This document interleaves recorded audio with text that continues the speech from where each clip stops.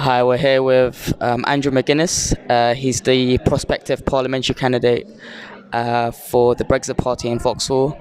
Andrew, we've just been at the hustings today on environmental issues. Um, what's your opinion around environmental issues and the importance of it? Well, environmentalism is the big good idea in this equation. The Brexit Party has an explicit policy to ban the exportation of waste. Your viewers can look up the term garbage dumping, global waste trade. What happens is that the wealthy countries export their garbage. They're buying licenses from poor countries who need the foreign currency, need the hard currency. So a lot of the pollution in the developing world is rubbish which has been exported from the West, right? So we do that. Then we say in the next breath, look at these guys, they're polluting the environment. A lot of it is our garbage, which we've exported to them on the basis that we also give them a great deal of money.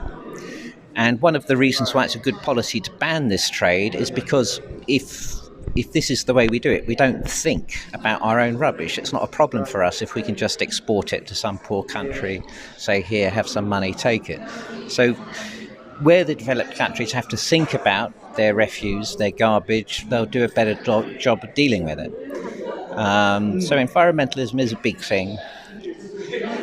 Your party is not in denial of the issue in terms of like completely rejecting the fact that there is a climate change issue. The climate has always been changing. The Holocene epoch begins 11,650 years ago. It begins at the end of the Pleistocene period, which lasted for 2.5 million years and which was an ice age. For the first sort of 1,650 years, the Holocene climate accelerates, gets warm very quickly until we get to a point about 10,000 years ago. And then the Holocene is flatlining to the present day with variations. The Holocene optimum, which is the hottest point in the Holocene, was 8,000 years ago. Of course, humanity, we were around 8,000 years ago in much smaller numbers. We did have technology, though not cars, not aeroplanes. And the coldest point in the last 10,000 years of the Holocene was the Little Ice Age, which at its coldest was around 1650 to 1700. There's an interesting controversy which people really need to look at, which is to say there was a recent case in the Supreme Court of British Columbia in Canada, and this was a libel action by Michael Mann against Tim Ball, and this litigation was all about the hockey stick graph.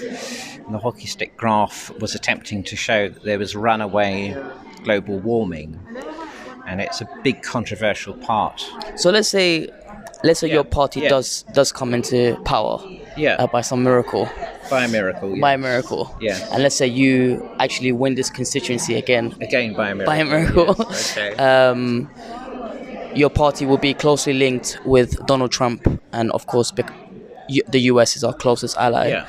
Donald Trump has completely denied, closed down any relevance towards environmental issues and the climate change in general, and has completely denied scientists and their work on the issue.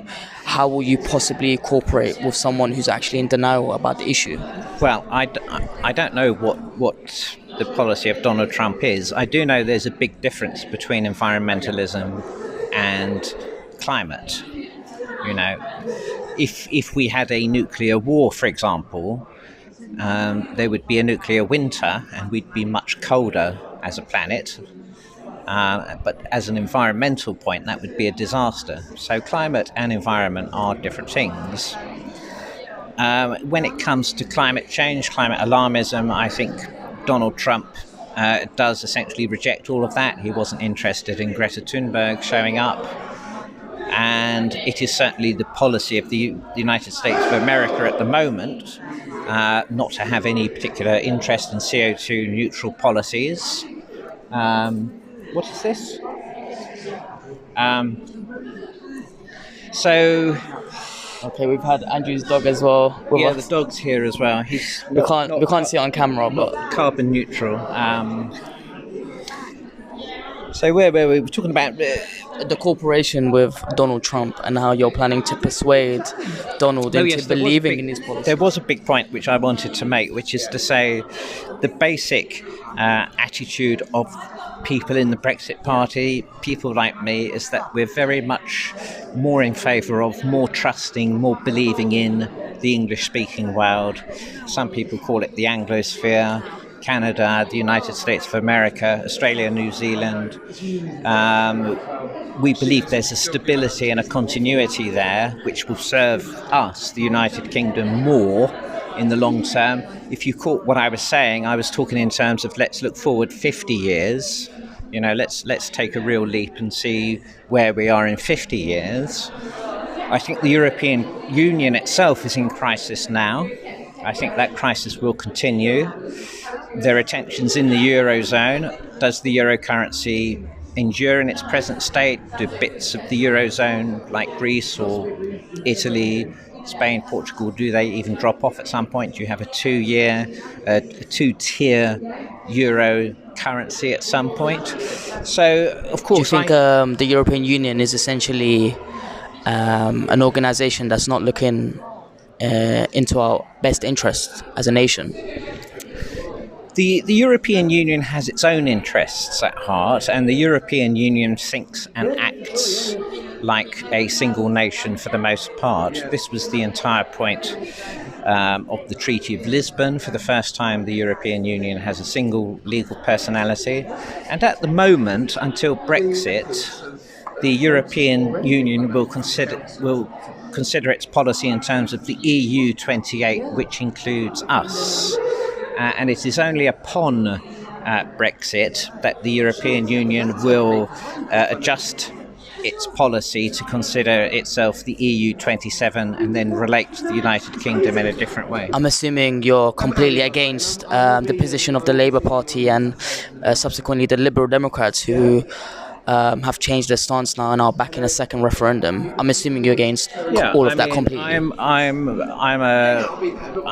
entirely believe in a clean break Brexit. I entirely believe in a no deal Brexit, not because that's the best solution, but because it's the only way to get to a better solution.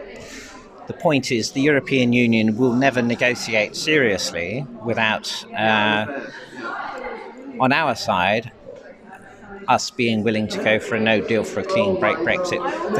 The negotiations will continue indefinitely if the European Union could get away with that, and it remains to be seen whether Boris, if he achieves a big majority, remains to be seen whether he as Prime Minister will take a stronger line with the EU. And do you think that's going to be the outcome of the election then, that Boris is going to achieve a majority by, let's say, 5 to 20 seats, which is what's projected right now? Yeah, I mean, there are various, some projections are like an 8-seat majority, some projections are like a 60-seat majority. I think the support, the publicised support in the opinion polls for the Brexit Party is a lot better than the opinion polls would have you believe. YouGov did a poll where Brexit Party was in the category of other. But anyway, I mean, we're near enough to the 12th of December without having to speculate. We'll find out. But yes, I do think the Conservatives will get a majority. It will be a more Leave Parliament, I would imagine. And then we'll see what the Prime Minister does with his additional power and manoeuvrability with a different Parliament. Okay, this is the question of questions. Okay. Which one do you think is the public more fearful of, a Jeremy-led Corbyn government or a hard Brexit, which may include a no deal? I think the public is a lot more comfortable with the idea of a no deal Brexit than the politicians. I mean, bearing in mind 52% of people voted to leave. It was a simple binary choice, leave or stay. That question has not become any more complicated over the last 3.5 years. It's the same question. But we live in an age on all sorts of subjects of obscurantism where politicians and intellectuals and you name it like to make things more complex than they are in fact. Still, none of the facts is changed since from 3.5 years ago. We're in the same place. The numbers are what they are. Jeremy Corbyn, I think, has about 21% approval, something like this, and it's not so much that the public are afraid of Jeremy Corbyn. I think they just can't find a positive reason to support him. And your leader, Nigel Farage, is not standing in the election. Not standing for parliament. Yes. What was your reaction to that decision? Well, Nigel Farage decided not to run for Parliament a long time ago. That was some months ago now. And I've been campaigning. I have not been campaigning in Vauxhall at all, but I've been campaigning in other constituencies where my efforts can maybe have greater effect. In leave voting constituencies, mainly? Yeah, leave voting constituencies in the north. Last weekend I was in Hartlepool, Sedgefield, places like this. I was campaigning in Peterborough when Mike Green took his first run at the by-election. And what's the atmosphere like over there? I'm assuming it's completely different to somewhere like Vauxhall. Oh, these places are totally different from Vauxhall. You're much further north. There's nothing metropolitan about them. People are a bit different, a bit more old-fashioned. I loved Hartlepool. I thought it was very elegant, right by the sea. It's got a huge wind farm off the coast, which looks beautiful to me, though the residents, some of them said they didn't like it terribly much. But, there's a huge diversity of places out there in the UK. The more you see, the better. That's my perspective. And your party's stance on immigration, I understand you want to reduce the quota of, which is why one of the reasons you're backing Brexit as well, setting our own borders, taking back sovereignty. Yeah, it's about certainly Brexit is about an end to freedom of movement with the European Union, but it also means our own national competence to make the rules on immigration.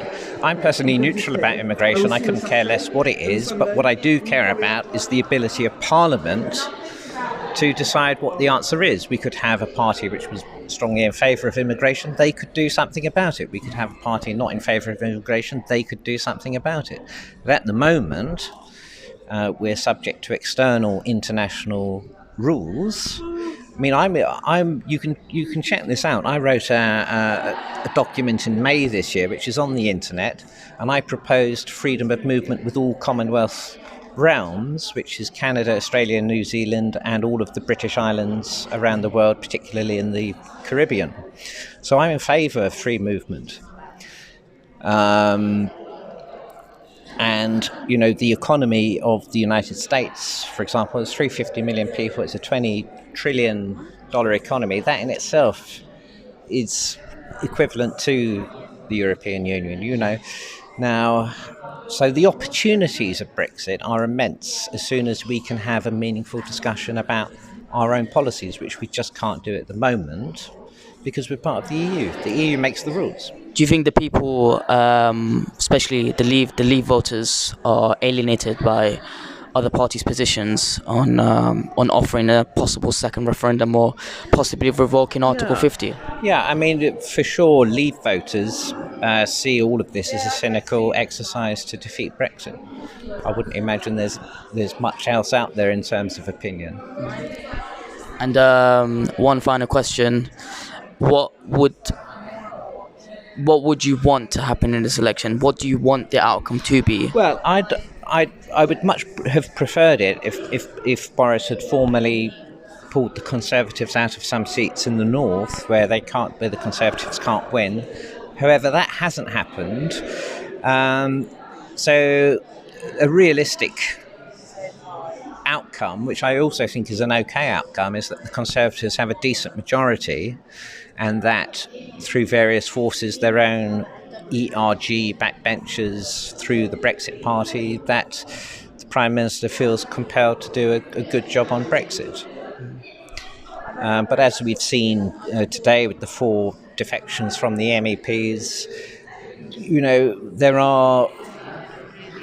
it's somewhat artificial to say that the Conservative Party and the Brexit Party, there's a big overlap there. It doesn't include me, I should say. I'm I joined the Brexit Party because of my admiration for Nigel Farage, which by then was 20 years in the making, and that's not going to change. This is your platform, your time to say something to the audience, Well, whatever that may be. We've said it all, Hussein. This is going to be a great video, I think. I'm going to check all of your stuff on YouTube. You can check all of my stuff on YouTube as well. And thank you so much for the interview. Thank you. Thank you. That's it, to be honest.